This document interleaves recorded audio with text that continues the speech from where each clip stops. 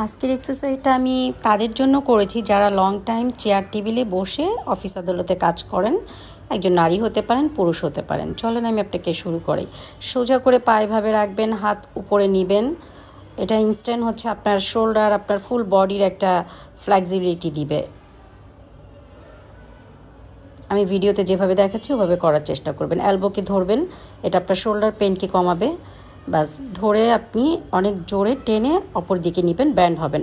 পায়ের মুভমেন্ট হবে না, শুধু বডির মুভমেন্ট হবেন, খেয়াল রাখবেন। মনোযোগ দিয়ে দেখবেন যে পায়ের কোনো মুভমেন্ট নাই। আপনার পায়ের পাতা সেম জায়গায় থাকবে, পা একদম স্ট্রেট ওখানেই থাকবে, শুধু বডির মুভমেন্ট হবে।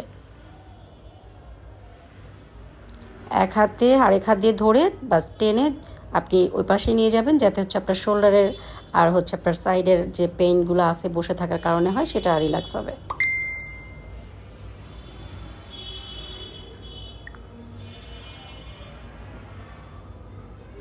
আপনি হিপে হাত দিবেন, সাইড ব্যান্ড করবেন। এগুলো হচ্ছে অফিসে যারা কাজ করেন তাদের জন্য এই মুভমেন্টগুলো it's so good, trust me. আপনার ইনস্ট্যান্ট যদি আপনি অফিসে দাঁড়ায় আপনার রুমের মধ্যে আপনি 2-4 মিনিট করেন, আপনি দেখবেন যে আপনার লোয়ার ব্যাক, শোল্ডার, চেস্টের অনেকটা ইমপ্রুভ বা অনেকটা হচ্ছে যে বসে থাকার কারণে আপনার মাসেলগুলো অনেক টাইট হয়ে গেছিলো, ওটা রিল্যাক্স হচ্ছে। এখন মানুষের বয়স কম আর বেশি নেই, বসে থেকে থেকে কাজ করতে করতে অনেক সময় তাদের এত বেশি পেইন হয়, অনেক সময় কম বয়সের ছেলেমেয়েদেরকেও থেরাপি দিতে যেতে হয়। হিপে হাত রাখবেন, চেস্ট আপ, মাথা উপরের দিকে নেবেন এবং হচ্ছে উপরের দিকে তাকায় থাকবেন। চেস্টকে আপ রাখবেন, টাইট করে রাখবেন। হিপকে একদম হচ্ছে পিছনে যতটা সম্ভব আপনি একদম কোরকে টাইট রাখবেন, আর আপনার হচ্ছে মাথা উপরের দিকে রাখবেন, চেস্টকে সামনের দিকে নিয়ে যাবেন, চেস্ট আপ থাকবে।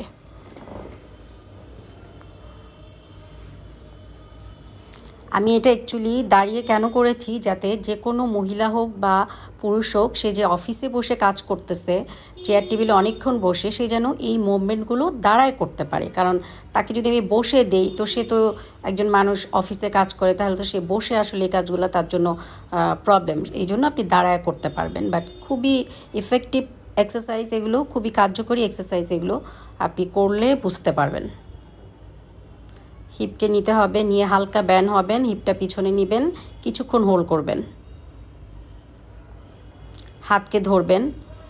এটা হচ্ছে আপনার সম্পূর্ণ, কিন্তু এটা আইসোলেশন, এটা শুধু আমাদের চেস্টের জন্য, ঠিক আছে? এইটা আপনার বডির অন্য কোনো মুভমেন্ট নেই, শুধু হচ্ছে আপনি হাতটাকে পিছনে নেবেন, চেস্ট আপ রাখবেন, আবার নেবেন, আবার করবেন, ছাড়বেন আর নেবেন, ঠিক আছে? হাতটাকে শক্ত করে ধরবেন, আপনার চেস্টকে আপ করবেন, এলবো যতটা পারেন আপনি ক্লোজ করতে পারেন। দেখেন আমি আরও ক্লোজ করে দেখাতে পারতাম, কিন্তু এই ধরনের মুভমেন্ট করতে পারবেন না। তবে হ্যাঁ, আমি সবাইকে বলবো যে দেখেন এগুলো অনেক সময় রগে টান রাখতে পারে, সো আপনারা যদি করার সময় মনে করেন যে আপনি পারতেছেন না, প্লিজ তাহলে করবেন না, ঠিক আছে? কারণ দেখতে হয়তো বা ইজি লাগছে, বাট এগুলো ফার্স্ট যারা একদম বিগিনার, কিছুই করেন নাই, কোনো এক্সারসাইজ করেন নাই কখনো, তো হঠাৎ করে করতে গেলে আপনার ইনজুরি হতে পারে। তো প্লিজ দেখে করবেন যে আপনি পারতেছেন কিনা, যদি না পারেন তাহলে করবেন না। এটা শুধু চেস্ট ক্যাপ, বাস আইসোলেশন, কারণ শুধু এটা চেস্টের জন্য।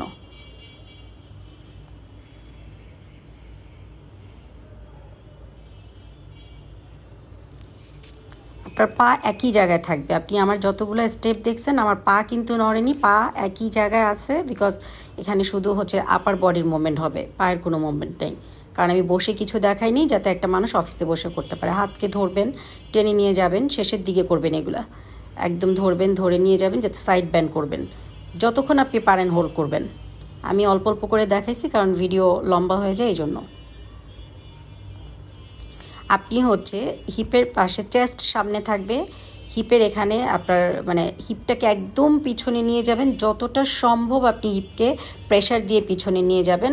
আপনার যে হাঁটু হালকা ব্যান হবে, দেখেন আপনার নি হালকা ব্যান হবে, হ্যাঁ হালকা ব্যান, আর হিপ একদম পিছনে চলে যাবে। আপনার হচ্ছে ব্যাক স্ট্রেট থাকবে, আপনার মাথা একটু নোয়ানো থাকবে সামনে নিচের দিকে। তারপর হচ্ছে আপনি আবার পুনরায় হচ্ছে আপনি চেস্টকে সামনের দিকে নিবেন, আপনার বেলিকে একদম টান